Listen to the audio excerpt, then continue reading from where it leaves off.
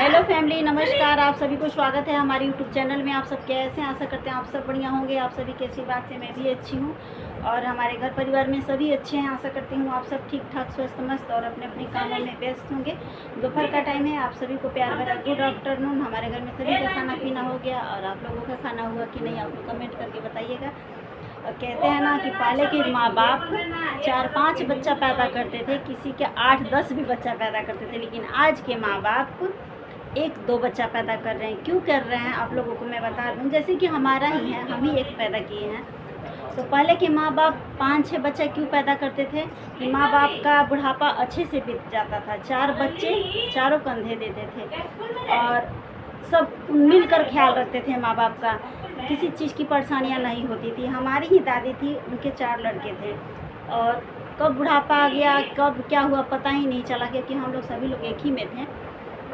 और भले ही उतना 52 बीघा टोपड़ा नहीं था, लेकिन हमारी दादी बहुत अच्छे से उनका जीवन व्यतीत हुआ और कभी दुखों का सामना करना नहीं पड़ा। हाँ, लेकिन आज के ज़माने में 1-2 बच्चा पैदा किया जा रहा है। क्यों किया जा रहा है? क्योंकि भाई ही भाई का दुश्मन बन जा रहा है। पहले के भाई थे लोग जो अपने भाई थोड़ा सा भी उदास हो जाता था तो पूछते थे लोग कि काहे बबुआ, काहे उदास बड़ा, कोनो दिक्कत परेशानी बा का? अरे का टेंशन लेवे के बा, हमने के बानी सोना बताओ। आज का भाई क्या है कि एक भाई जब आगे बढ़ रहा है तो दूसरा भाई पीछे से पैर पकड़ के खींच दे रहा है। तो इसलिए आज के ज़माने में 4 बच्चा पैदा करने के लायक नहीं है, क्योंकि भाई ही भाई का दुश्मन बन जा रहा है। एक ही है तो ठीक है, भले जिए जागे जैसे भी रहे तैसे रहे, लेकिन 4 बच्चा पैदा करने लायक नहीं है, क्योंकि भाई में आजकल है ही नहीं। माँ बाप तो एक में बन ही नहीं रहा है। 2 भाई भी है तो माता इधर रहती हैं तो पिता इधर रहते हैं। 3 भाई भी हैं तो तीनों का चूल्हा अलग अलग जलता है, माता जी का चूल्हा अलग जलता है। तो ऐसे करके आज के ज़माने में 2-4 बच्चा पैदा करने लायक नहीं है। जैसे कि हमारी ही सास हमें कहती हैं कि मतलब हमें ही बहुत लोग कहते हैं कि अब फिर मतलब दूसरा बाबू लाने के लिए एक बच्चे को बच्चा नहीं कहा जाता है, एक आँख को आँख नहीं कहा जाता है, फिर पैदा करो। लेकिन मैं कहती हूँ कि नहीं, बस जो है सो है, अब मुझे पैदा नहीं करना है। जब मुझे ज़रूरत था तब हुआ और भगवान इसी जो दुख सुख तो लगा रहेगा। भगवान को जब दुख देना है तो आप 10 भी पैदा कर लीजिएगा, फिर भी आपको सुख नहीं होगा। तो जिससे जो लिखा रहेगा वो होने को कोई टाल नहीं सकता है। और देने वाले राम हैं तो लेने वाले भी राम हैं। सुख वही देंगे, दुख वही देंगे, क्योंकि हम जन्म के भागी हैं, कर्म के भागी नहीं है कि हमारे किस्मत में क्या लिखा है। और कोई ज़रूरी नहीं है कि हम 10 पैदा करेंगे तो ही हमारे साथ सुख सवारत होगा। 2 सुख लिखा होगा तो 1 से भी सुख मुझे हो सकता है। इस वजह से और आजकल के ज़माने में जो हो रहा है उस पर मैं कही, मुझे देखने से ऐसा लगा भी इस बातों पे कही। अगर हाँ, हमारा वीडियो आप लोगों को कैसा लगा और आप लोग कमेंट करके एक प्यारा सा ज़रूर बताइएगा कि यह बात सच है या नहीं। क्या आप लोगों के भी गांव शहर में ऐसा हो रहा है या नहीं? हमारे गांव शहर में तो हो रहा है।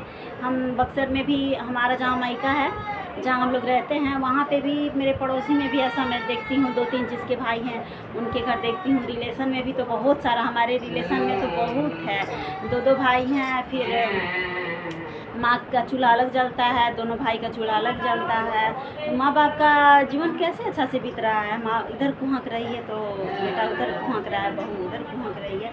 तो पहले के ज़माने में 5-10 पैदा करना नामुमकिन था। कोई मतलब आदमी आराम से पैदा कर देते थे। अच्छा खान पान भी होता था, किसी चीज़ की दिक्कत परेशानी भी नहीं होती थी। भाई भाई का सहारा होता था। आज के ज़माने में भाई भाई को नहीं हाल चाल पूछ रहे हैं। लेकिन ये सब चीज़ ना, थोड़ी सी पहले का ज़माना ही जो था वो अच्छा था। आज का ज़माना बिल्कुल सही नहीं है, क्योंकि क्या लेकर आए हैं और क्या ही लेकर जाएंगे। खाली हाथ आए हैं और खाली हाथ ही जाना है।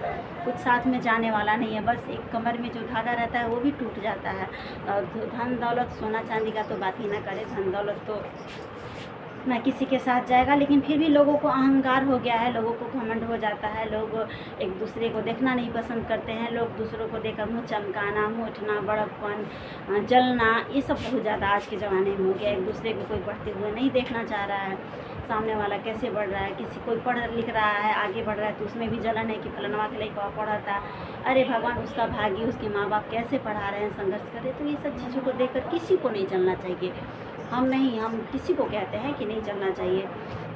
कोई भी आगे बढ़ रहा है तो उसको धन्यवाद कहना चाहिए कि इंसान को कैसे बढ़ रहा है खुदा जाने।